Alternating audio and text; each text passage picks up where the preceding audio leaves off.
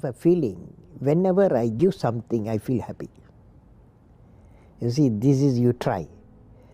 That whatever you may have knowledge, you have sometimes better economy you may have. Better, because sometimes you can have a kind words you can have. So if you use and make somebody's life happy, that is, you are giving, and his or her life is happy, that's a best thing a human being can think of. Then you will get a conflict-free world.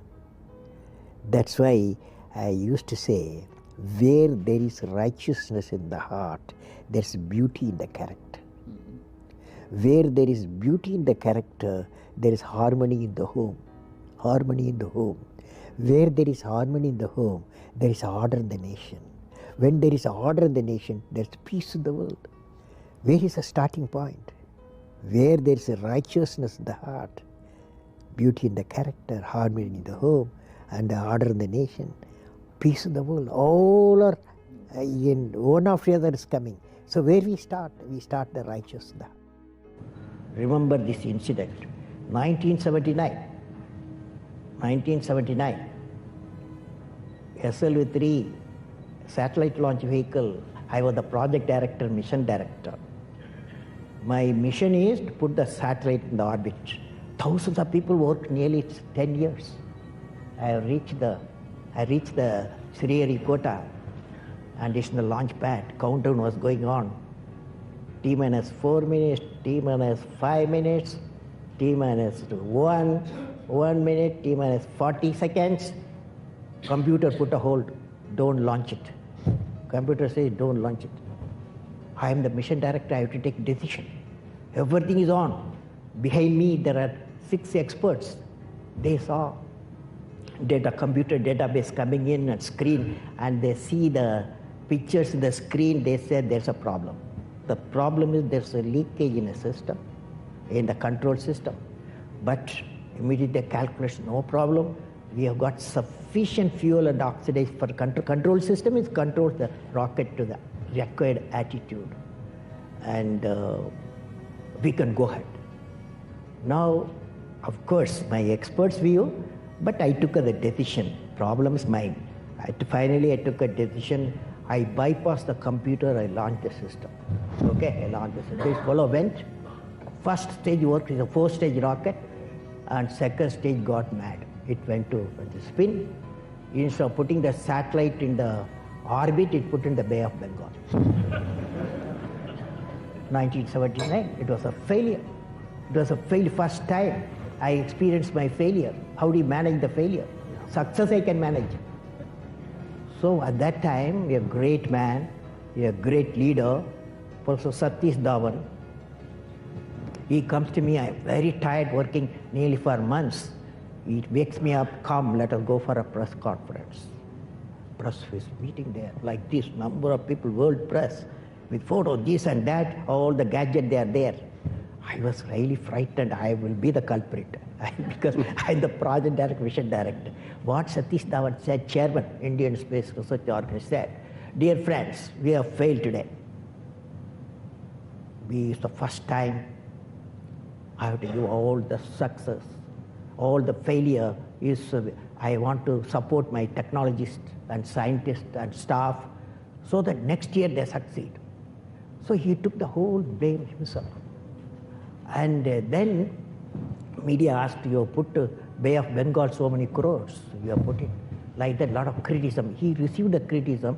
He assured them in a year we will succeed with our team. It's a very good team. Next year, here only interesting happened. Next year, July 18th, 1980, when he succeeded, Professor Dhawan said, you go and conduct the press conference. Do you follow what it means?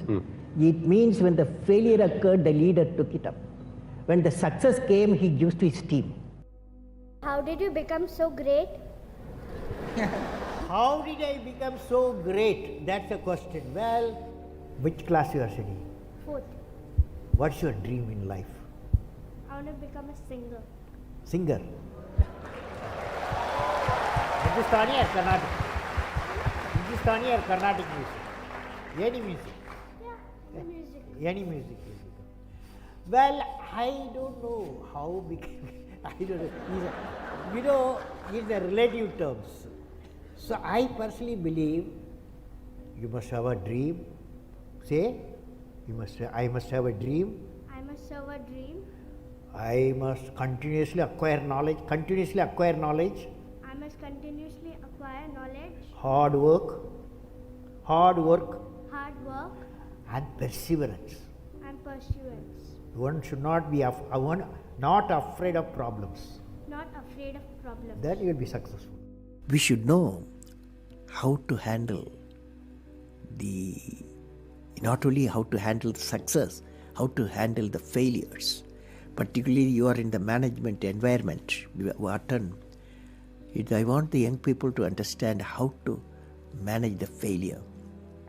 Because any task you do, you have to come across problem. Problem should not become the captain of the individual or the project chief.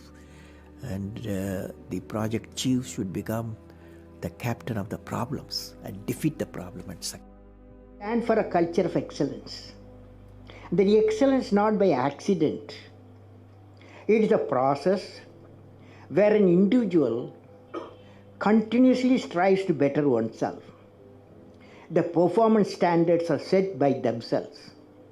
They work on their dreams with focus and are prepared to take calculated risk and do not get deterred by failures as they move towards their dreams. Then they step up their dreams as they tend to reach the original targets. They strive to work to their potential. In the process, they increase their performance, thereby multiplying further their potential. This is an unending life cycle phenomena, culture of excellence. They are not in competition with anyone else but themselves. That is a culture of excellence. I am sure each one of you will aspire to become a unique with culture of excellence. You've written books, you've served as president, you're an aerospace engineer, you've been a professor, but you say the title you like best is the title of teacher. Why is that? You know, I had a teacher when I was a young boy, 10 years boy, wartime, the Second World War going on. At that time, I used to see in my class, 5th class teacher, in science teacher, his name is Subramania Iyer. He entered the classroom and we used to see the radiation of knowledge from him. When he enters the classroom, my teacher, I see a radiation of purity of life. And the way he taught, my dream got shaped. What should be my way of life? He is the person, the teacher gave me the vision of my life when I was a young fellow. Now a teacher has got a fantastic opportunity to grow minds, to enrich the minds, and give the dreams to the young people and nurture the dreams with them, and they will become a great human being. Sometime they will become better than you, but better than the teacher. So that opportunity you have. And also the teacher, like what I am doing, I am a professor, I can also do the research. Young researchers will work with me. That's a great pleasure when they get the PhD. History has proven that those who dare to imagine the impossible are the ones who break all the human limitations. In every field of human endeavor, whether science, medicine, sports, arts or technology, the names of the people, just now I listed some of the names of the people who imagined the impossible are engraved in our history. By breaking the limits of their imagination, they change the world. You take C.V. Raman, you take Newton, you take Einstein, you take Chandrasekhar. By breaking the limits of their imagination, they change the world. Carefully hear me what I am saying. What did I learn from the youth of 11 million people? I learned every youth wants to be unique. Every youth wants to be unique. That is you. Every youth wants to be unique, that is you. But the world around you is doing its best day and night to make you just everybody else. Now, the question is whether you want to be you or everybody else. You? You want to be you? Not everybody else. Now, if the question being like everybody else is convenient at the first glance, but not satisfying in the long vision. The challenge, therefore, my young friends, is that you have to fight the hardest battle. You have to fight the hardest battle which any human being can ever imagine to fight, and never stop fighting until you arrive at your destined place. That is the unique you. To get the unique you, it's a big battle. The battle means you don't need to take a gun. The battle means you have to have 4 unique things. 4 unique tools you must have in that battle. One is you have to set the goal. The second one is acquire the knowledge continuously. And third one, it's a hard work with the devotion. And fourth is perseverance. These are the tools you have to, for the battle you have to wage. If you want to be discoverers, if you want to be innovators, I am going to give you what type of characteristic you must have. Invention and discoveries have emanated from creative minds that have been constantly working and imagining the outcome. The telephone, he was imagining the outcome in the mind.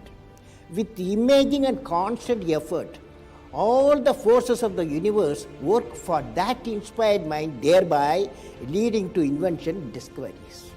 See, I have a feeling whenever I give something, I feel happy. You see, this is you try. That whatever you may have knowledge, you have sometimes better economy you may have, better because sometimes you can have a kind words you can have. So if you use and make somebody's life happy, that is you are giving, and his or her life is happy, that's a best thing a human being can think of.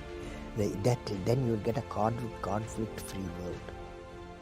That is, leaders should work with integrity and succeed with integrity. Leader should work with integrity and succeed with integrity.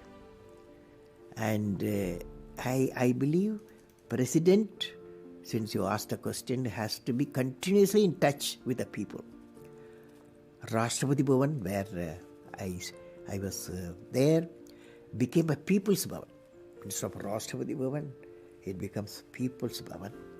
And also I travel into the whole state, cutting across hill, deserts and sea. I was in touch with millions and millions of people.